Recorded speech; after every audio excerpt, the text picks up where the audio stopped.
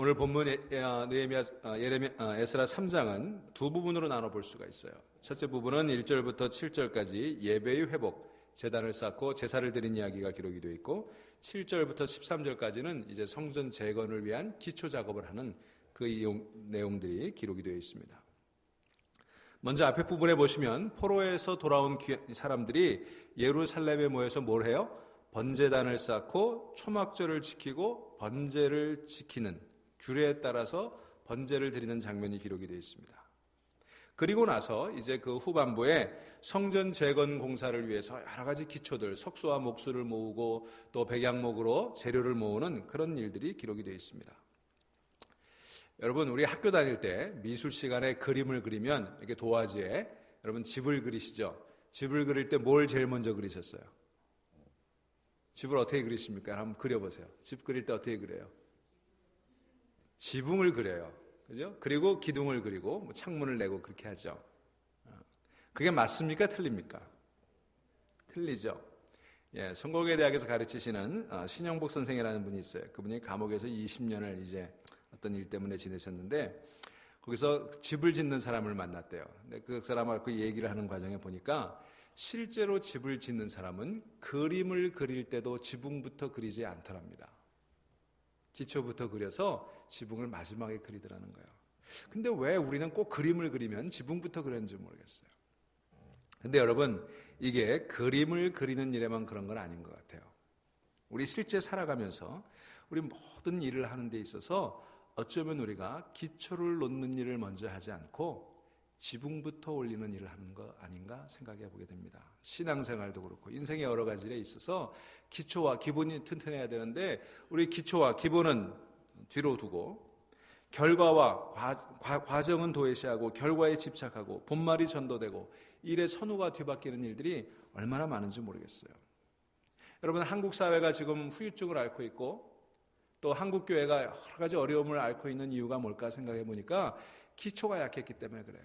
우리가 기적적인 경제 성장을 자랑하고 또 역사에 유례 없는 교회의 부흥을 자랑했지만 그러나 기초가 튼튼하지 않으니까 여러 가지 문제들이 나타나는 거예요. 여러분, 새해에 있어서는 우리 모두 개인적인 삶에 있어서나 우리 교회의 사역에 있어서나 우리 신앙에 있어서나 기초가 튼튼히 세워지는 그런 한 해가 될 수 있기를 주의 이름으로 축원합니다. 이 새해 첫 주간을 하나님께 예배하며 새벽 기도로 시작하는 것도 기초를 놓는 것 같아요. 자, 오늘 본문에 보면 기초를 놓는 모습을 볼 수가 있습니다. 먼저 성전 재건을 하는데 성전부터 지은 것이 아니라 뭐부터 시작했습니까? 제사를 드리는 일부터 시작했어요. 예배부터 시작했어요. 사실은 우리 상식대로 생각하면 이 1절부터 7절과 8절부터 13절 내용이 바뀌어야 될 것 같아요. 성전 짓고 그리고 제사를 드리고 예배를 드려야 될 것 같은데 그들은 성전을 짓기 전에 제사부터 드렸어요. 예배부터 시작을 한 것입니다. 여러분, 저는 이 순서가 맞다고 봅니다. 이게 기초를 쌓는 거예요. 저는 여러분과 제가 늘 본질에 충실하고 기본으로 돌아가서 기초부터 차근차근 쌓아갈 수 있게 되기를 간절히 바랍니다. 여러분, 학자들도 보면요, 책을 쓰는데 학문의 절정기에 이른 중견 학자들이 개론서를 씁니다. 개론서는 가장 기본 아니에요? 경제학 개론, 정치학 개론, 경영학 개론, 물리학 개론. 이게 가장 기초적인 책인데 박사학위 막 받고 학자가 된 사람이 기초 개론서를 쓰는 걸 보지 못했어요. 학문의 절정이 이르고 아주 깊이 있는 그런 중견 학자가 개론서를 쓰는 거예요. 왜냐하면 그 개론서가 가장 중요하기 때문에 그렇습니다. 깊어지면 깊어질수록, 심오해지면 심오해질수록 본질에 충실하고 기본에 충실하게 되는 거예요. 아무쪼록 우리 성도님들의 삶 가운데 또 여러분들이 하시는 모든 일, 비즈니스도 그렇고 가정도 그렇고 여러분 교회 사역도 그렇고 이 기초와 기본에 충실할 수 있기를 간절히 소망합니다. 사업을 하셔도 이게 성공의 지름길이에요. 그래야 오래 열매를 맺을 수가 있는 거예요. 자, 그러면 우리 성도의 삶에 있어서 기초가 무엇입니까? 기본이 무엇입니까? 그건 예배예요. 예배가 회복될 때 개인이 회복되고, 예배가 회복될 때 교회가 회복되고, 예배가 회복될 때 공동체, 민족이 회복될 수가 있는 것입니다. 예배가 회복될 때 여러분 사업도 회복될 줄로 믿습니다. 예배가 회복될 때 우리의 생각도 회복이 돼요. 왜냐하면 위로부터 주시는 하나님의 은혜, 하나님의 지혜가 우리에게 임하기 때문입니다. 이제 이번 주간부터는 제가 그래서 사업장 신방을 합니다. 여러분 비즈니스 한 해 동안 예배로 시작할 수 있게 되기를 간절히 소망합니다. 자, 그리고 오늘 본문 이제 2절을 보십시오.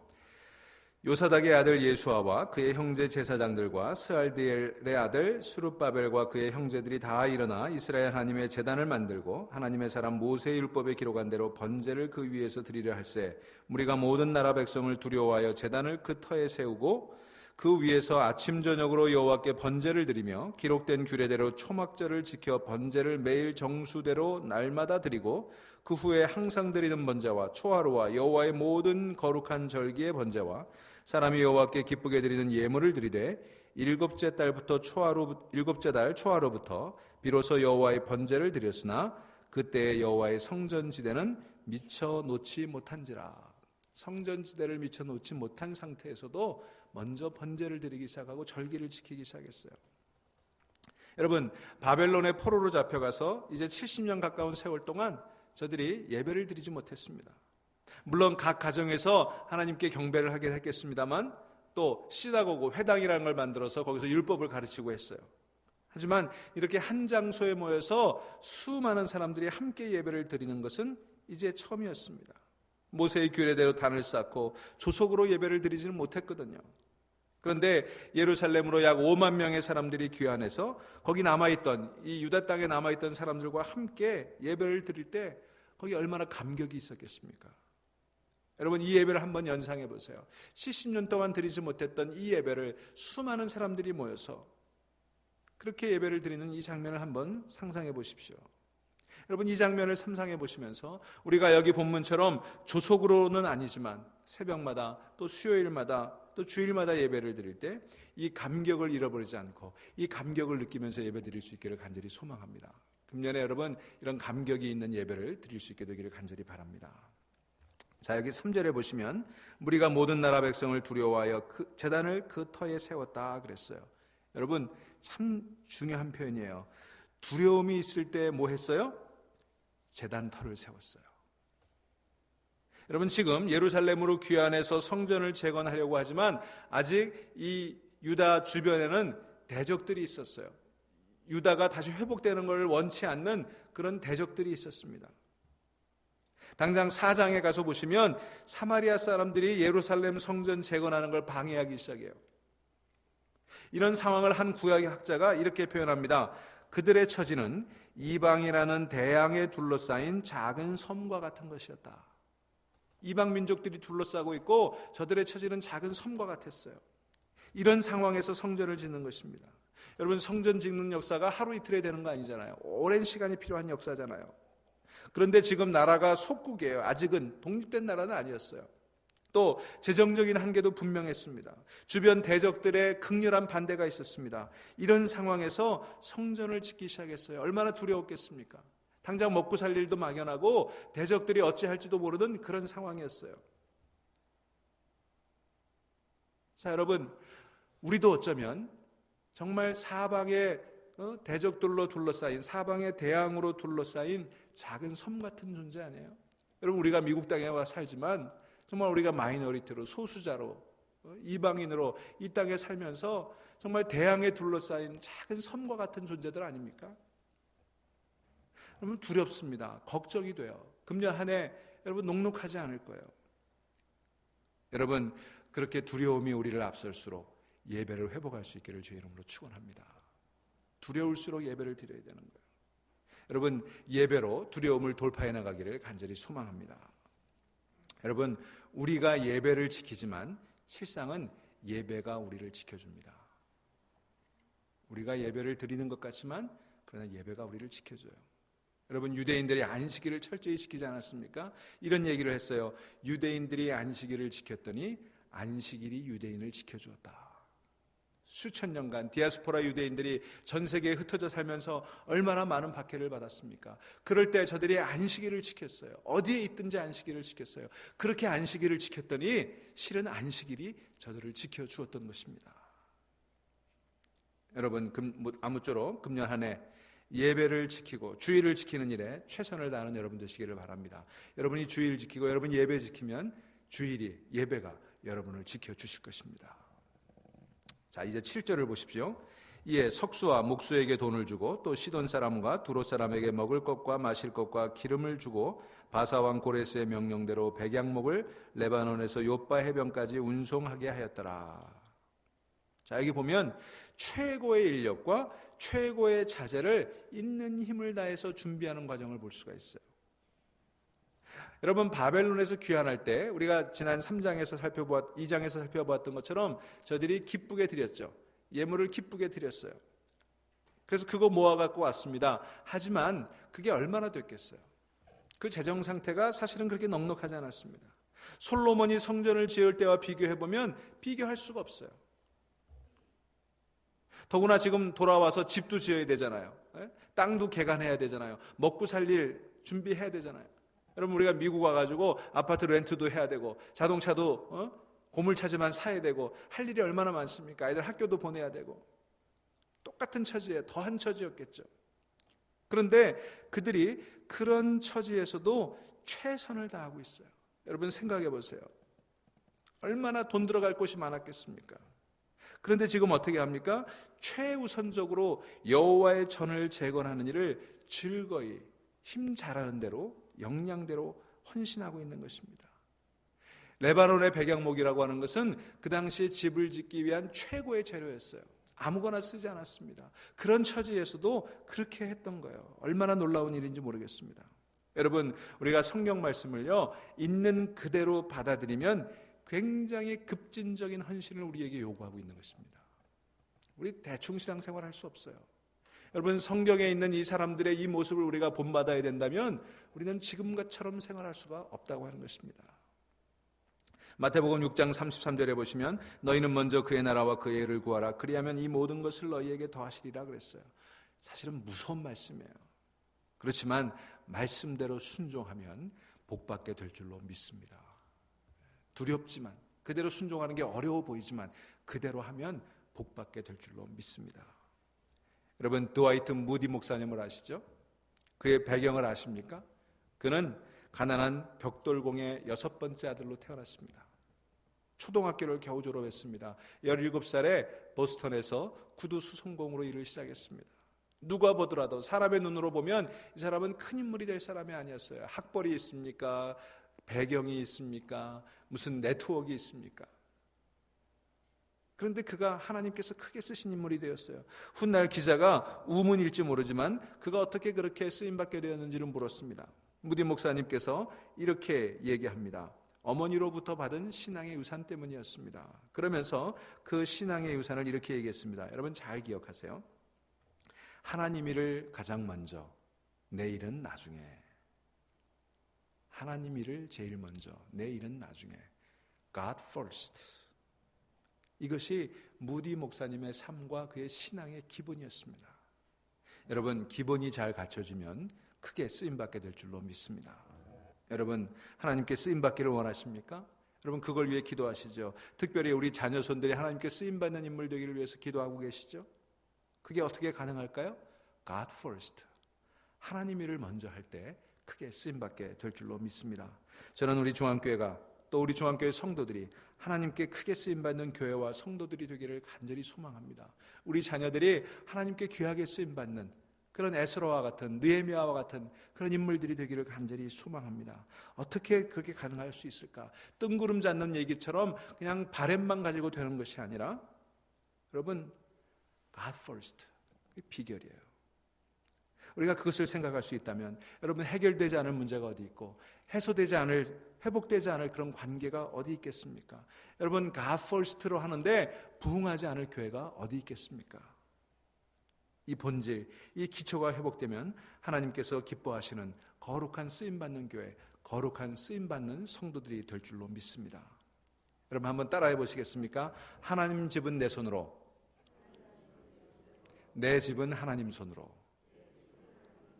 이게 원칙이에요. 오늘 본문이 가르쳐주고 있는 것이 그것입니다. 여러분, 우리가 하나님의 일을 하면 하나님께서 내 일을 하십니다. 우리가 하나님 일을 하면 하나님께서 내 일을 해주십니다. 여러분, 이것을 여러분 삶 가운데서 경험하실 수 있게 되기를 바랍니다. 이게 모범적인 신앙이에요. 이렇게 신앙생활하면 얼마나 묘미가 있고 얼마나 단맛이 있고 얼마나 재미가 있겠습니까? 우리가 무기력하게 신앙생활하는 거 이제는 끝내야 될 것 같지 않습니까? 금년 한 해 정말 신명나게 내가 하나님 일을 했더니 하나님께서 내 일을 해주셨더라. 내가 하나님의 집을 세웠더니 하나님께서 내 집을 세우셨더라.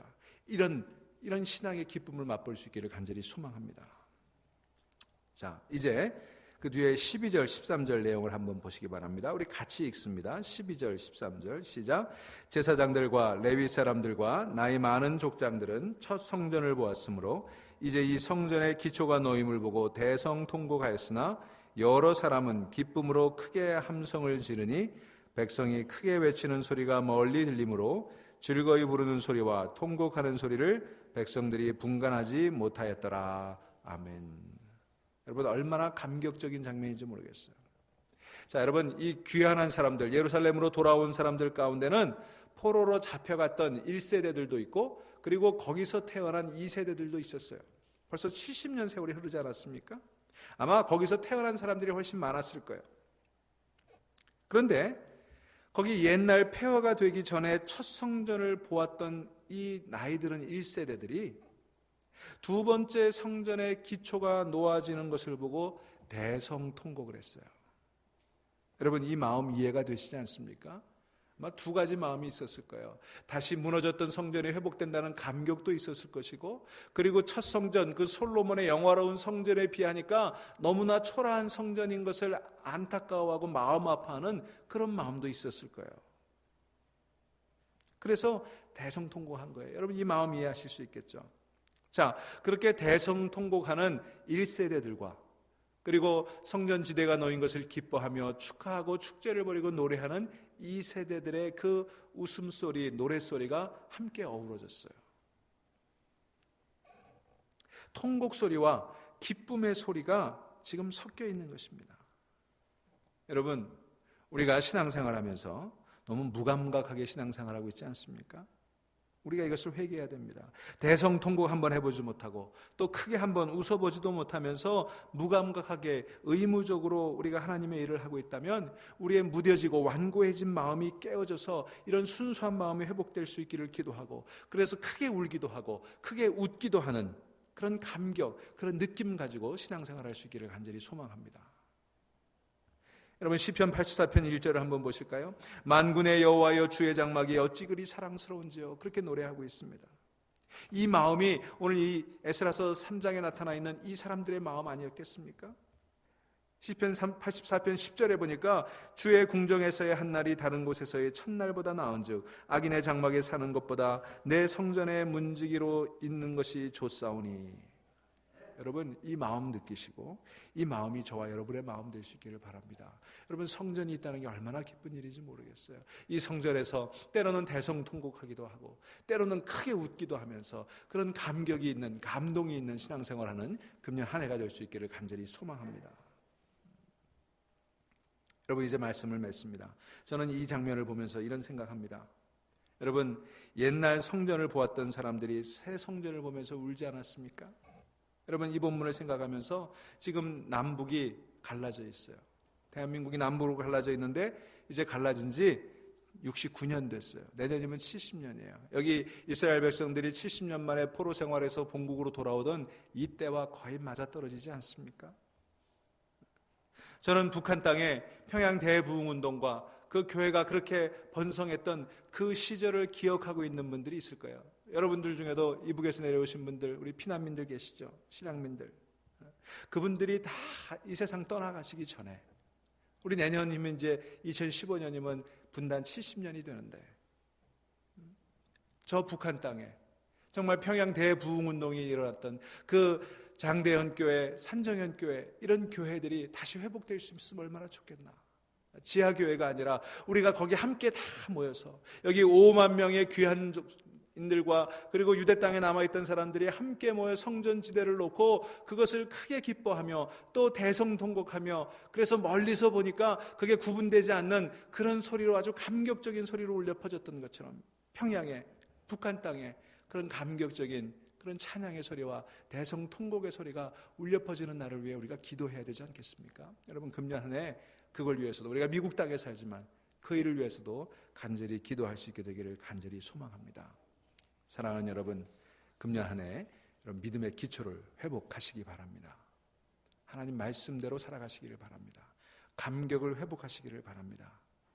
하나님 집을 내 손으로, 그리고 내 집은 하나님의 손으로, 그 감격으로, 그 각오로 여러분 믿음의 생활을 해나가실 수 있기를 간절히 축원하고 또 소망합니다. 우리 찬양 부르시고 기도하시겠습니다.